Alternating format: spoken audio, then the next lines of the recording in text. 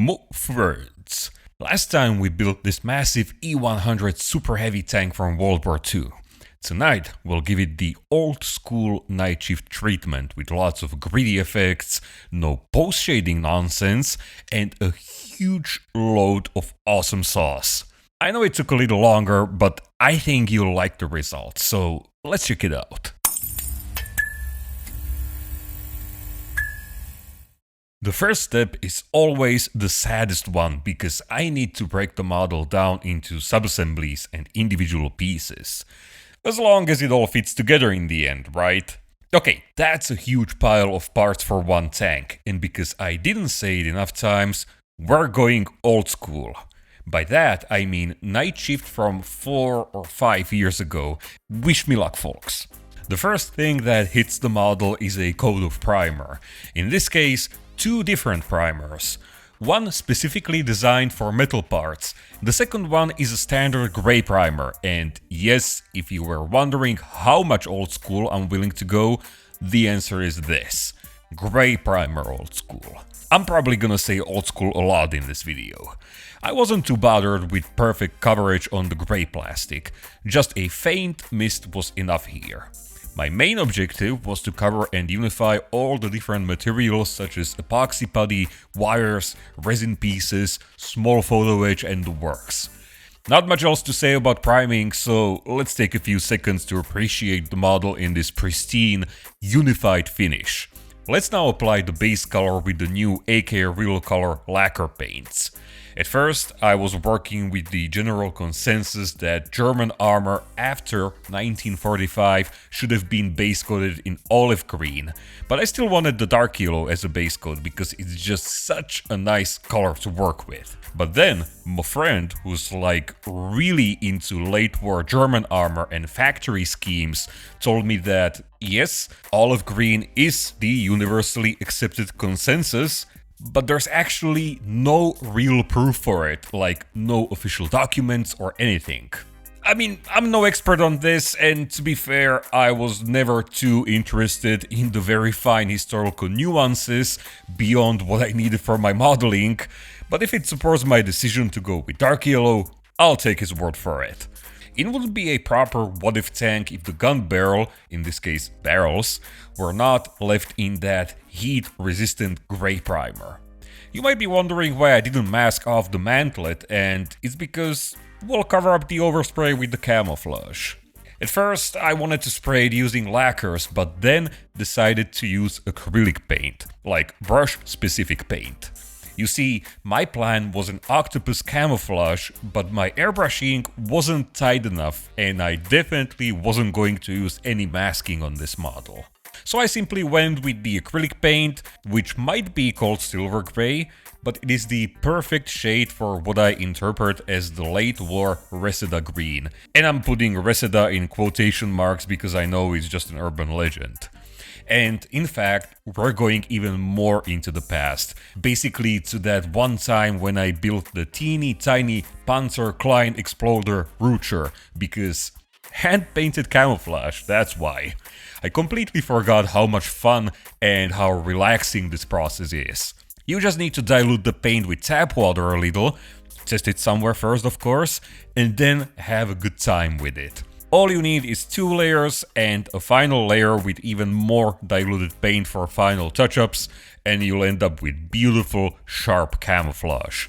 Even if you make a mistake, it's kinda possible to wipe it away with acrylic thinner, which won't attack the lacquer paint underneath. Note that I didn't paint the obligatory oxide primer sides on the hull, because as was pointed out on my Patreon, these would simply be painted before the tank was assembled in the factory. Instead, I added runs of green paint to break these surfaces up a little. And while I was working with acrylics, I painted some of the components in different tones of dark yellow. In fact, I'll be using a lot of AK products on this model, so I might as well just put my sponsorships on the table right now. So, if you'd like to use some of these paints that I'm using, visit the affiliate AK link in the video description and you'll get a small discount if you use my sales coupon. Each purchase helps me out. And while we're at it, I'll also shout out VMS and their S-tier acrylic varnish. This and everything else from VMS is available on their website and also on Michigan Toy Soldier if you're in the US. Both links and discount coupons are down below as well. As you might tell, I was not just stoked by this base coat, my lid was pretty much blown off to the stratosphere at this point. Like, it's so simple but so awesome, and I was missing out on this simplicity for so long. The octopus rings would be too much for this model, so I decided to keep it without them, and maybe one day I'll build the burnt out castle King Tiger.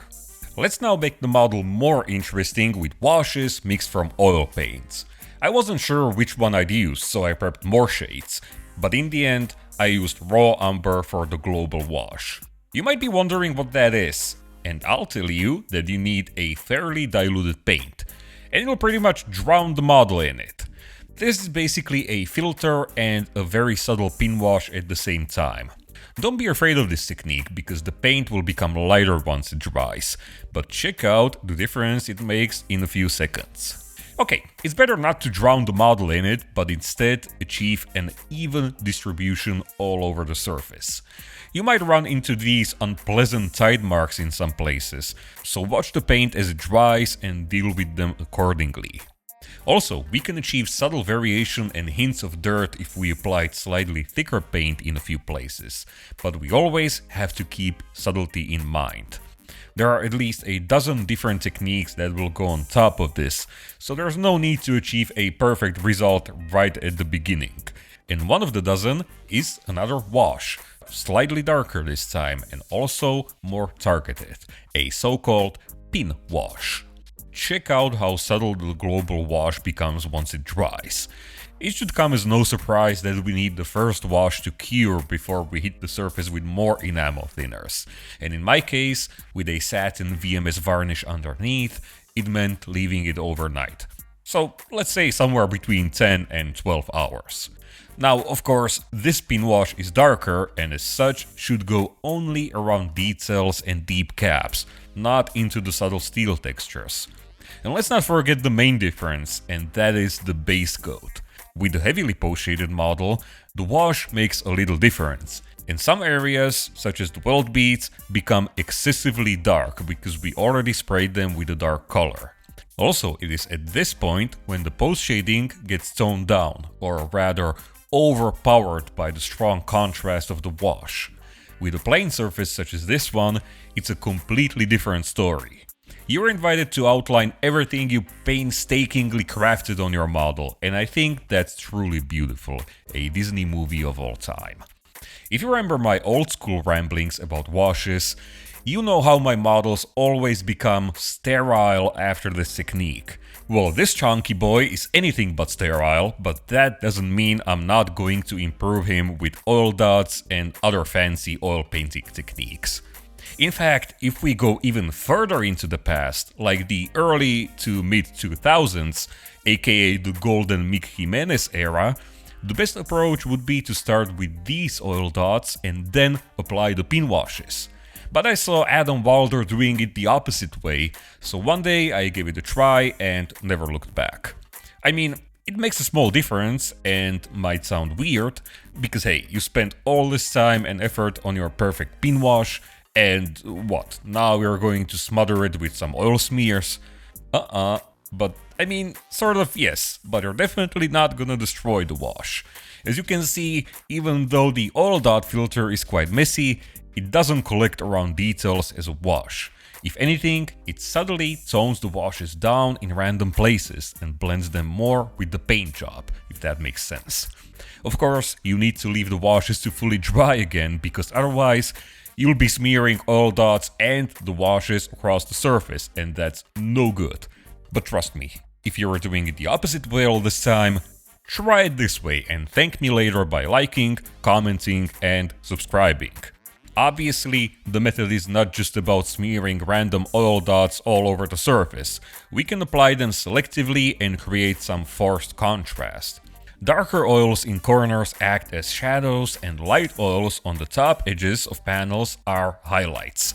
A sort of color modulation with brushes instead of spraying and masking, because I'm willing to go to extreme lengths to avoid masking. So that was really fun, and we have a very nice yet subtle model in our hands. We can stare at it for a few more seconds because we get to the serious stuff now. Because the next technique is very transformative and I have a love-hate relationship with it. Chipping. Let me explain. This is gonna be the standard 2-layer chipping, which means the first layer is gonna be very light.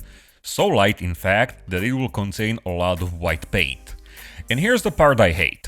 Applying the light chips with a sponge. It's definitely the fastest way of adding chips, and don't get me wrong, sponge is one of the coolest paint applicators in our hobby. I'm painting facades with sponges, and anytime you want to paint a large rusty surface, sponge and hairspray are your best friend. But I really hate painting these countless tiny chips with it. Guess I just never bothered to get better at it, so I'm still bad and that makes me mad. But right after that comes a technique that always calms me down, and one that I haven't used in years because I thought I was smarter than that. And that's refining the ugly chips with a fine paintbrush. However, I mostly use the brush to outline the worn edges and paint some horizontal scratches. I connected some of the sponge chips into larger ones here and there, but I kept the process relatively quick and straightforward. Because, you see, I had one extra trick up my sleeve. Oil paints again. But now, with a very similar light tone, I used the speckling method to add loads and loads of fine dots on the surface. Back in the day, Adam Wilder said that these represent fine chipping created by shrapnel and debris that flies through the air during combat, and I guess that sounds cool. But what's important to me is that it adds tons of fine visual detail and makes the model look grittier. And it's quick. So quick. And if you end up with some ugly out-of-scale specks, hey, just wipe them away with a bit of enamel thinner. The same goes for surfaces in different colors because I sure wasn't masking those barrels. Also, if this was my weekly video from back in the day, I'd repeat everything I just said again while I'm chipping the hull, but I won't do that. But also I have all this footage of the hull, so I'm definitely gonna show you some of it because different parts of the model can have their own unique chipping. For example, here I used the unused side skirts, which doesn't make them unused anymore, as templates for this very specific chipping effect. It's definitely over the top, but I like to add these small visual storytelling breadcrumbs to give you a hint about something. But we'll get back to this part in a moment. Before we proceeded to the next step, I painted some parts in oxide primer, mainly the insides of the hatches and the tube for gun cleaning rods. Now we'll take 5 drops of dark gray and thin it with 3 drops of retarder and 2 drops of tap water. This is where the real deal begins. Or to be more accurate, the journey to the real deal. Dark gray steel chips represent exactly what the name suggests. Chips that went all the way through the paint, primer, down to the metal. Over the past few years, I've been using a dark reddish-brown color for them because it's so universal and works with pretty much everything. But back in the day, I was jamming to dark grays when it came to chipping. The resulting effect looks fresher and not so rusty, and if we want some rust, we'll add it later. Also, a rule of thumb is to fill most of the light chips with this steel tone, but not all of them. My previous models had like 99% of the light chips filled. Or in some cases, I didn't use the light chipping at all. Some small components can be also heavily worn down compared to the rest of the tank, such as the mounts for the side skirts, or the side armor plates where the skirts were propped against them. I know that's a very exaggerated effect, but as I said, it's these stylistic storytelling elements that I like to use to elevate the model above the average. Wheels shouldn't be left untouched either, even though they'll be covered with earth tones, but some quick sponge chipping, speckling, and a few steel chips will go a long way. Last but not least, large areas of exposed metal can be enhanced even further with lighter tones for some additional color variation and visual texture. And that leaves us with the real deal, the final step in the chipping process, adding subtle hints of rust with oil paints. This is one of the areas where I changed my approach compared to old school night shift, and I don't want to go back. Back in the day, I did all of my rust with dedicated enamel products, but as time progressed, I found them more difficult to control and switched to oils. They are much easier to apply in tiny dots, and depending on how much you blend them, you can end up with extremely subtle results. However, I like to keep them fairly noticeable because earth effects will tone them down. They can and will change the overall tone of the model, giving it a warmer hue, so in a way, it's smart to keep that in mind while we're applying the base coat. In fact, it's one of the reasons I like to keep my base coat so pale and sometimes desaturated, but when I'm doing it, I'm not thinking about the whys, just the hows. That's actually hilarious because if I wasn't trying to explain all of these things on YouTube, I wouldn't even know why I'm doing like half of them. But again, we have to be careful and blend it multiple times on top of the dark yellow. That's one of the few paints that can get absolutely obliterated with too much rust. But on the other hand, we can apply it in heavier amounts in selected areas and add contrast between details, such as here where I'm applying it as some kind of fake shadow, or simply a place where moisture would get trapped for longer periods of time.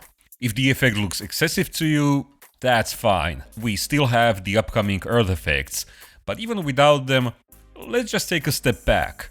And suddenly, the chipping and rust aren't that punchy anymore, are they? Sure, those selected areas with heavy corrosion are meant to be visible from afar, but the rest just creates this well-used, battle-worn appearance that looks so good on armor models. Of course, we can have heavily beaten tanks with little rust because they got beaten really quickly, such as Panthers from Kursk, but that's not our case here. Anyway, the last thing before we start adding dust and mud are the details, and as you'll see, it's not just some small quick job.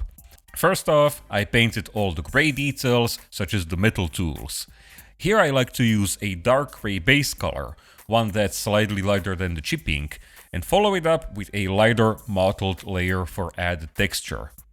At this stage, I also treated some of the other details, such as the exposed Bosch headlight with AK Superchrome lacquer paint, the periscopes with clear glossy blue paint, and the fire extinguisher with an Archer decal, kindly provided to me by my friend Tomasz. Now I could treat those metal parts with a subtle rust wash made from oil paints, and a little amount goes a very long way. We don't have to cover the entire surface, and we can also vary the intensity for more contrast.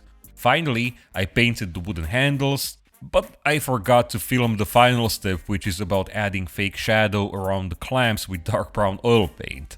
But the process and paints are pretty much the same as I've been using before. Let's now focus on the shell impacts, something I haven't done in years, and I'll be honest, it shows. I wasn't as confident and some of them gave me a pretty hard time. Especially the splash damage created by the shattered projectile, but you can bet that I was going to squeeze as much visual candy out of these as possible. As I was working on them, I had to watch my old videos several times, both the Tiger and Yak Tiger. Especially the Yak Tiger has the best impacts I've ever painted, and I made it look so easy back then. So tell you what, from now on, whenever I'm telling you that some technique is super easy, chances are it's not. Exhausts, on the other hand, are one of those simple details. And you can totally trust me on this. Totally trust me. An off-white base coat for the pipe, followed with some randomly applied blue tones and quick yellow chipping simulating those remnants of the base color. A very quick sponge chipping job using that aforementioned dark red-brown color that I fancied so much for chipping on my previous models. And we've got them ready for rust effects. You have to apply this very sparingly, basically a diluted wash or a filter, just enough to give it a rusty tint. The majority of the rust is done with speckling, and this will both add the heavy rust tones, but also a lot of gritty texture. The result is a nice looking heat affected metal, and both exhausts can be now glued to the model. Finally, I treated some of the weld beads with silver. Having these shiny weld beads in areas with lots of chipping is just such a cool effect. They add a lot of contrast, and the chipping brings out the beautiful weld texture that we created from epoxy putty. Back in my day, I was able to make a full-blown video about this technique. Those were the days. Well, that pretty much sums up every possible technique and painting step before we add the final earth effects and other nasty stuff.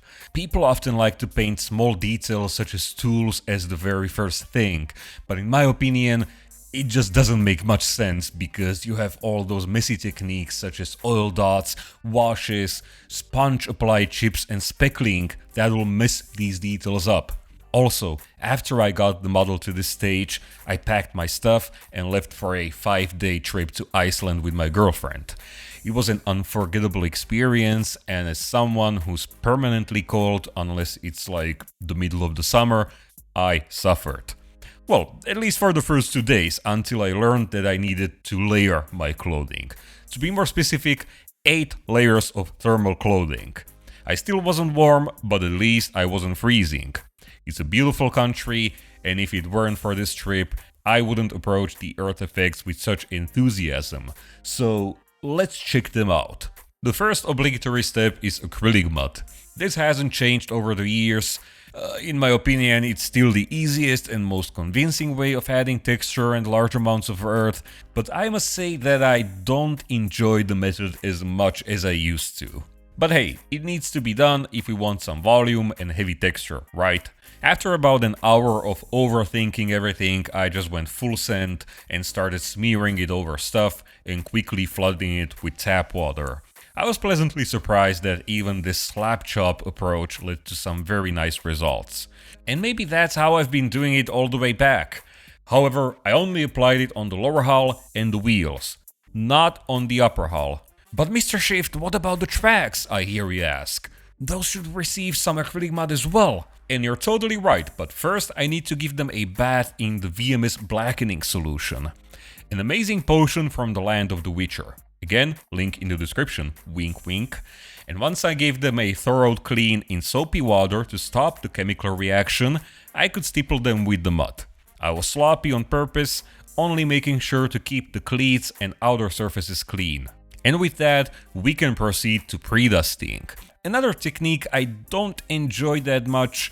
Actually, let's be honest, earth effects are my least favorite part of the weathering process, but with this model, I finally understood why, and I'll explain it more detail as we proceed. But the short answer is post-shading. On my previous models, I spent lots of hours fine-tuning and getting the most out of the base coat, and I just didn't feel like covering it up with some airbrush dust.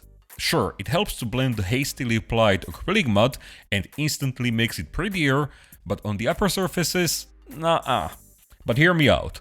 If you don't have post-shading, aka you don't have any contrast on your model, then how are you going to add said contrast?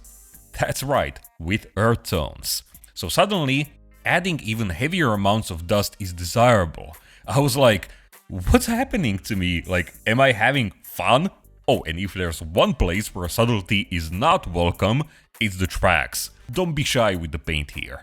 Next step, more acrylic earth with gouache paints, which means we'll be applying them with a brush and blending them. Again, we don't have to be too subtle, because if the effect is too much, we can just wipe it away. Gouache paints can be reactivated at any point with water, so there's no way to get them terribly wrong. Also, I really like using this AK comb brush on vertical surfaces. It creates rain marks much quicker than a regular flat brush. I praised these new brushes in December, and I still have a lot of good stuff to say about them. Anyway, as I said, it would be unthinkable for me to cover some areas of the model with this much earth before. But again, because I don't have any artificial shading here, earth is my best bet for adding contrast. And it feels really good to do it this way. But hey, even acrylics have their limits, or rather, we can combine them with enamels for quicker, more efficient results. Enamels have super low surface tension, which means I can thin them down and speckle them for additional randomness and texture. It's just visual texture though. My goal is to make the initial smooth pre-dusting as mottled as possible. Contrast and texture, what's there not to like? They also work like a dream on the tracks. Here I didn't even bother with gouache paints and just splattered them completely with the enamel. And while I was at it, I also applied it as a subtle wash on each metal rope. Now we're gonna make some real texture using VMS pigment texture. It'll turn the paint into a slurry that dries very fast and is so gritty. That's also why I didn't apply any acrylic mud paste on these upper areas, or the back and glacis plates. All of the texture and volume here will be achieved with speckling. And hey, if some of the specks are too chunky, just knock them down. Easy. Okay, but now it's time for the really fun stuff, a darker earth tone. This is where all the contrast will get elevated to a whole new plane of existence. And right off the bat, I'll tell you something I've been doing wrong over the past few years. I was using dark earth tones as another wash, just pulling it around details. But the key is to keep it random and uneven. For example, not doing the exact same thing in the same amount on every wheel. In fact, this will be our focus for now, running gear and the lower hull, because we need to have these finished before we start on the upper surfaces. With this model, the far corners of the lower hull can be kept as an afterthought because almost nothing will be visible.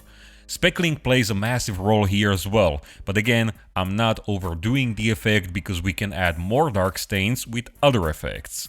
Some quick streaks can be added with a long liner brush, and they can be quite heavy because more contrast means a higher chance that something will be visible. And the tracks were again treated completely with speckling. We're just establishing the overall look of them, the fine details will be adjusted once they're in place. As much as I would like to stay focused on earth tones, I must take a break from them and get the polished metal surfaces out of the way. There's a new tool that makes my life easier now, AK markers. So painting the polished steel road wheels is now much quicker, even though it wasn't exactly easy because I've glued them all together, but still perfectly manageable. This was all getting too high-tech for me, so I knocked it down a notch with some old-school graphite powder. I mean, sure, we have fancy pants metallic pigments for the job, but back in my day, I was doing it this way. And the difference between the metallic acrylic paint and polished graphite is quite noticeable. I mean, yeah, it's subtle, but it's a night and day difference in authenticity. Even though I started enjoying 3D printed tracks more than metal ones, they still have an upper hand when it comes to efficiency and sturdiness. The metal cleats on the outer side can be simply sanded off with a file for that super shiny look. A similar thing can be done on the inner side with strips of sandpaper, but I like the darker look of graphite more. And while this effect alone already looks heavy metal, it can be enhanced once again by polishing the graphite. Finally, the guide horns were treated in the same way with the file, and as a bonus, it'll create beautiful scratches that follow the direction of the track. Extremely realistic and simple. I mean, all of these effects are simple, you can trust me on that, but they require time and patience. You can spend a few hours on them, but the results are worth every minute. Luckily, E-100 tracks are omnidirectional, but I made sure to put the wired side towards the hull. I simply connected them with the wire that I previously pulled out and stored aside, and that was it. With running gear assembled, we'll have a much better idea about the amount and placement of the earth effects on the upper surfaces. This is where mud was kicked up by the tracks, and as such, I wanted to create most of the build-up with speckling. So the first step was a very diluted wash that would just slightly change the tone, acting as a base coat of sorts. Then I protected the tracks with a clear plastic bag and went to town. It's so exciting to see how this effect slowly comes to life and how natural it looks. Far better than my previous several attempts where I flooded the area with mud and then started blending it. Also, I didn't mention the clear bag for no reason. It's a total game changer, because if you cover the tracks with paper or whatever, you can't see them anymore. Last but not least, if you somehow feel the dark mud is too opaque or uniform, you can use the previous dust effect and slightly adjust the tone, intensity, and opacity of the whole thing. Once this area is treated, it gives us a better idea about the tracks. Here it was evident that the middle portion and the inner side should be darker because that's where most of the mud splatters are concentrated. Another stylistic yet very powerful trick is to apply the mud tones on the inner side, but only to individual track links. As I started moving towards the upper surfaces, I realized that the key was to apply the mud in thin layers. Diluted with enamel thinner, sort of acting as a wash, and quickly blending it. Anyway, the point here was to add subtle contrast and more colors, but I wasn't trying to achieve the final result just yet. But the model already looks pretty good, right? At this stage, it should be obvious which areas look good as they are and which ones need to be further broken up with additional effects. We'll use a variety of enamels and even some custom mixtures, but let's start with the good old dark enamel wash. These effects are very specific and should be applied in tiny amounts. They're basically small cherries on cakes, and the small quantity is what makes them special. So the most obvious effect on wheels is leaking oil. I used to do it in 2 layers. The first, the bigger one, is done with a matte color, and the second, smaller, more intense layer is glossy. This was achieved by simply mixing the dark wash with wet effects fluid, which is a glossy clear enamel. Another cool effect is obtainable with light rust wash, another enamel fluid. I honestly don't know what this effect is in real life, but it's often visible on vehicles, and my best guess is small amounts of oil mixed with dust. And it's no coincidence that I decided to apply it here. It works as a foundation for streaks of oil. This is again done with dark wash, specifically the thick paint from the inner side of the bottle cap. We often need effects like this to break up large flat surfaces, but again, they should be used in small quantities and we have to think twice before we paint them. A large spill of oil like this would make little sense on the sides of the turret. And the best thing about this application is how we can build up the opacity and natural look with multiple layers painted on top of each other. The same concoction of glossy oil can be applied to the side skirt mounts. The last and probably the most exciting enamel effect is moisture and water. I had to look up my old recipe for it, and it's a mixture of dark matte enamel paint, a tiny amount of dark wash, and a lot of wet effects fluid and enamel thinner. The more you thin it down, the more translucent it will become. I did the same thing on horizontal surfaces, focusing mainly on corners and large details. It's another way of adding contrast between the different parts of the model, and here it's a great example of how the opacity can be manipulated with thinner. Let's not forget about speckling. It's one of the best techniques out there, and I try to utilize it as much as possible on this model to avoid that smooth, manicured look of the whole piece. Finally, the last touch was adding shiny metal effects using a pencil. These are concentrated on the most exposed edges, tools, and places with large chips. It's a very boring technique, but has a giant impact on the entire model. Combined with the sculpted weld beads, flame cut marks, and other textures we added in the construction video, and now with chipping and rust, it makes the model look like it was made from actual metal. So that's the finished model, and one thing I learned is that old school techniques take more time because you can't take too many shortcuts. And if you pair them up with a giant model, you've got your work cut out for several weeks or months depending on how much time you can invest into it. But we're not done yet. I had to paint the stowage. In this case, it's more junk than stowage, and I quickly realized one thing. I don't know how to airbrush acrylic paints. If my life depended on a perfectly sprayed coat of acrylics diluted with acrylic thinner, I just kiss my butt cheeks goodbye and call it a night. My friend told me that some brass casings received a coat of varnish and it gave them a greenish glossy tint. He also gave me a bunch of ammunition decals as these add a lot of fine detail, and even though pen shells should be relatively clean, it's above my pay grade to integrate them with a weathered tank. A bit of smoke was added with black pigments and the same effect was applied to the tips of the exhaust pipes. Once they were done, I glued them to the model with super glue, following the photos of the unpainted tank for composition. The giant socket wrench used for the side skirts was added as well, painted with the same methods as the tank. And at last, we're getting to the figures. As I said in the previous video, both of these crew members are figures that I already have on my older models. The kid leaning against the turret is on my mouse, and Hans is a commander of my Yak Tiger. I decided to use the same figures because their poses are excellent for this model, but also to tie the E-100 with my mouse, as they're basically cousins. Hans served as a small test of my skills, so I could see if I had made any progress compared to the first figure that I painted 4 years ago. Well, to my dismay, the techniques I use now might be different, but I was horrified to say that the results are roughly the same.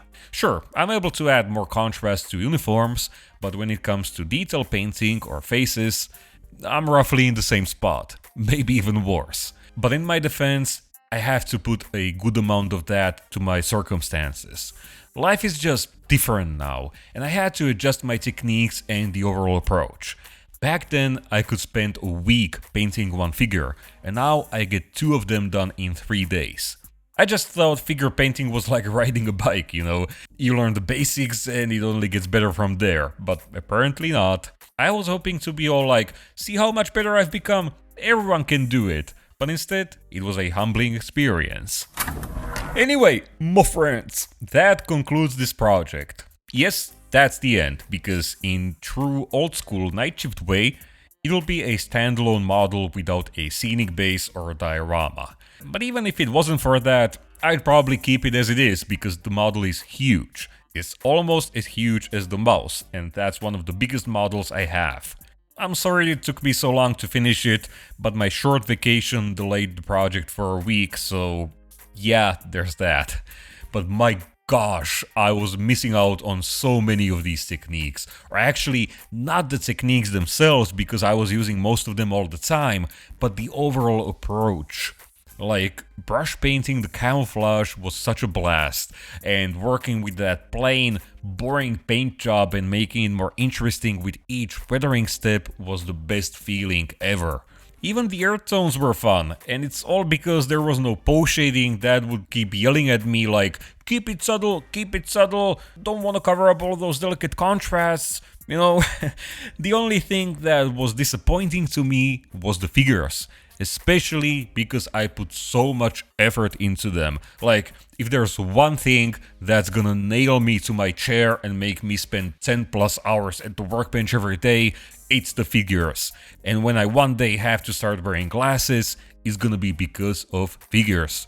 But if I put my comparisons aside, they still look good enough to a point where they complement the model without dragging the overall impression of the whole thing down. And that's always been my priority. The next model is gonna be the exact opposite of this one. Tiny and light and much older, and one of my top 5 favorite tanks of all time. And that carries a lot of childhood nostalgia with it. I'll try my best to get the video out for you this month. But for that, I want to sincerely thank you for watching these videos, because if it wasn't for you, I wouldn't be doing this for a living, and I'll never be fully able to express how much grateful I am for it. All of this is also possible thanks to my incredible patrons.